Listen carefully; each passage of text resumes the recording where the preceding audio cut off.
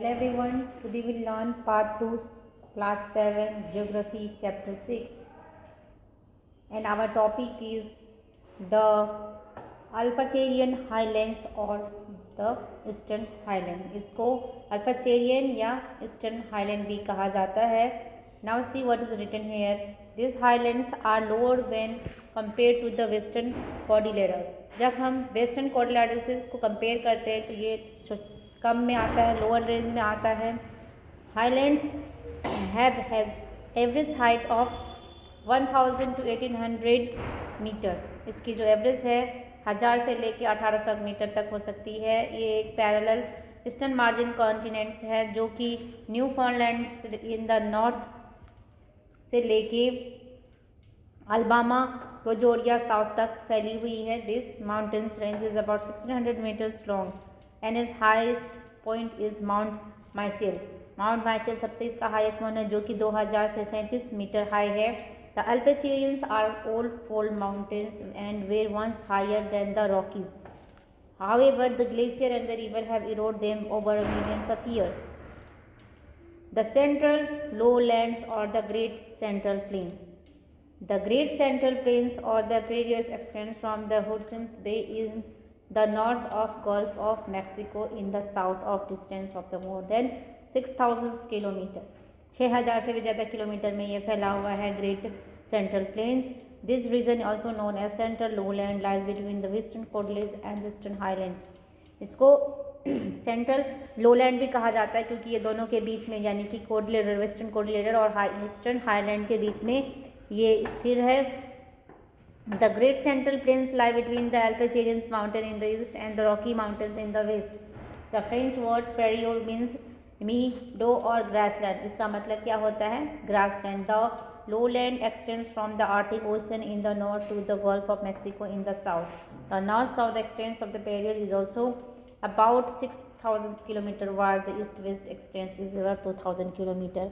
ये बहुत ही ज़्यादा एरिया में फैला हुआ है, जैसे प्रेरियर की 6000 किलोमीटर से लेके 2000 किलोमीटर तक ये फैला हुआ है। Now see the prairie rises to the height of about the 500 meters. 500 meter height तक की ये फिर वहीं पे in the west where is it is flat in the east. और इस साइड में जो ईस्ट की एरिया है वो पूरी टोटली फ्लैट है। The northern part slopes towards the Arctic ocean.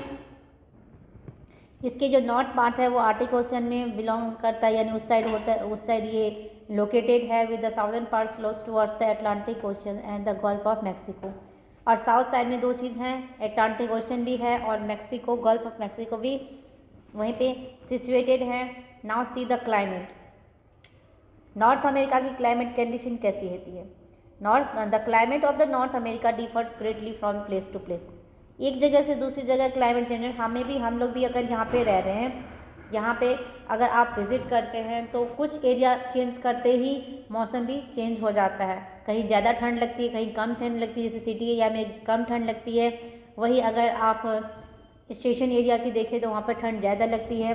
This continent experience almost every type of climate from very hot tropical to the very cold. दोनों ही तरह की क्लाइमेट यहाँ पे होती है, चाहे वो बहुत गर्मी की हो चाहे बहुत ठंड की हो। Factor affecting the climate are size of the continent, distance from the sea. क्या चीज़ इफेक्ट करती है? पहला तो दो साइज, कॉन्टिनेंट का साइज़ कितना है, बहुत ज़्यादा है बहुत कम है।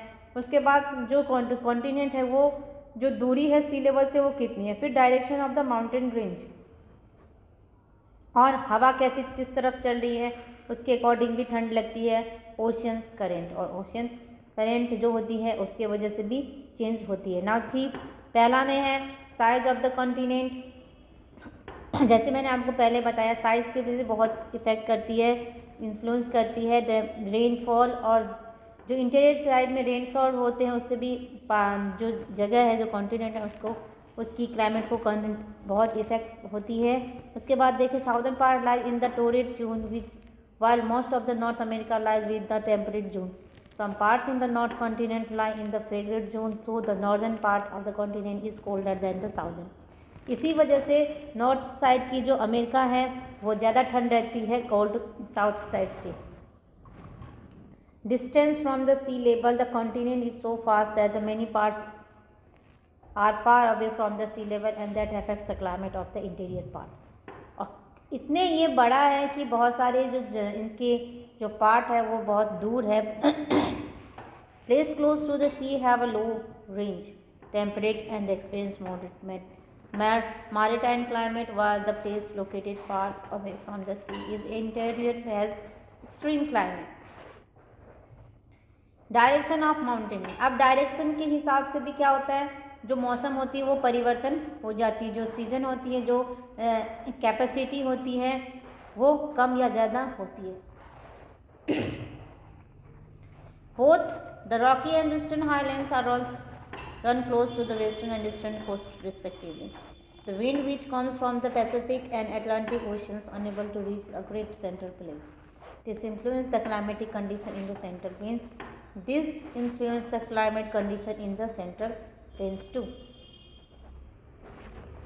प्रीवेलिंग विंड, जो हवा चल रही है उसके हिसाब से भी बहुत सारी जो लैंड होती है, जैसे कि north east land trade wind and the other south western effect होती है। The north east trade wind brings heavy rainfall to the east coast and southern part. इसके वजह हवा के वजह से भी ज़्यादा पानी बारिश की संभावना होती है during summer also. The south western which comes from the Pacific oceans brings rain through out the year.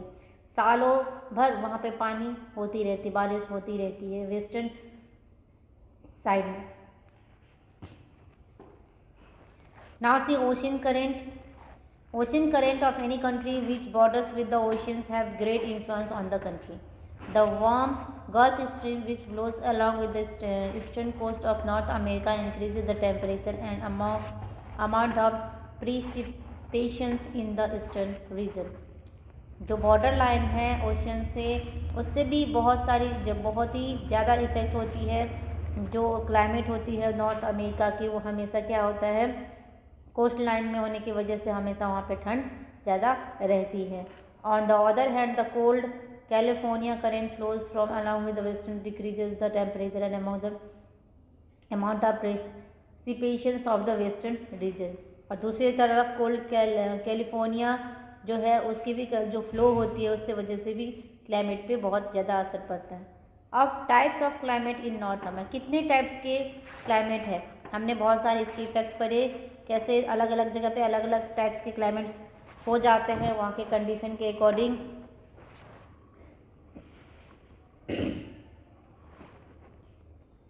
Now see North America enjoys more climate variation than any other continent. North America में सबसे ज़्यादा climate variation जो होते हैं, अलग अलग type के जो क्लाइमेट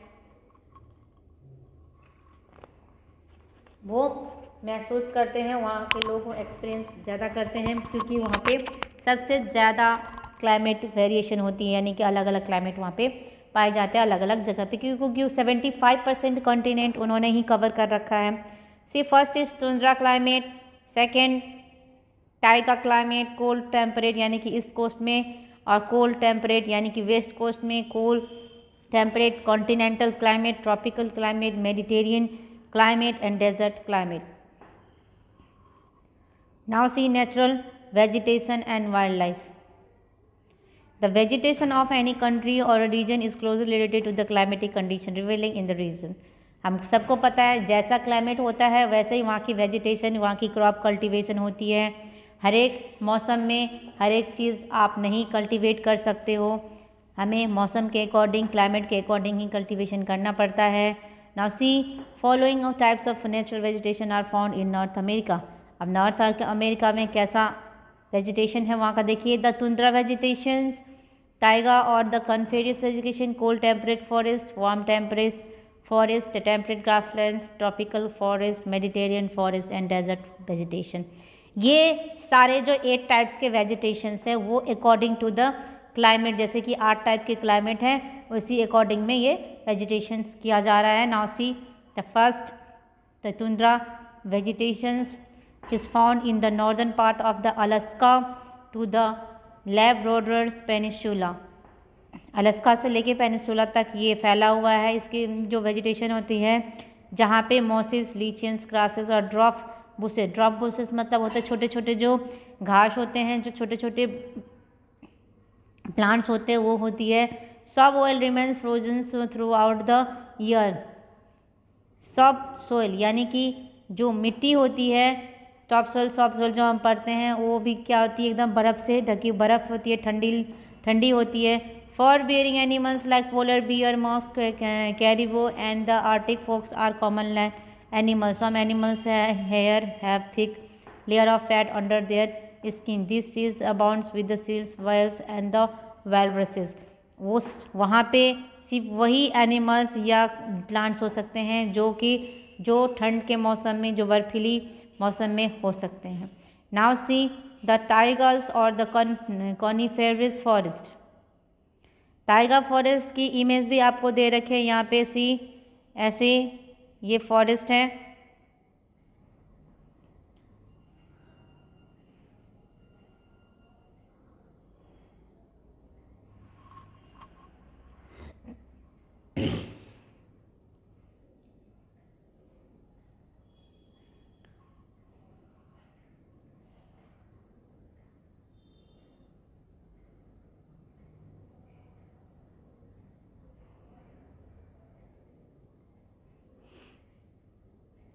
टाइगर फॉरेस्ट की जो इमेज यहाँ पे दे रखी है वो आप यहाँ पे देख सकते हो। हाउ इट इज़, कैसे रॉकी हैं, पहाड़ भी मतलब पत्थर के चट्टाने हैं और पीले कलर के फूल लग रखे हैं, कितनी ठंड है। Now see taiga forest are found in the broad belt south of tundra vegetation.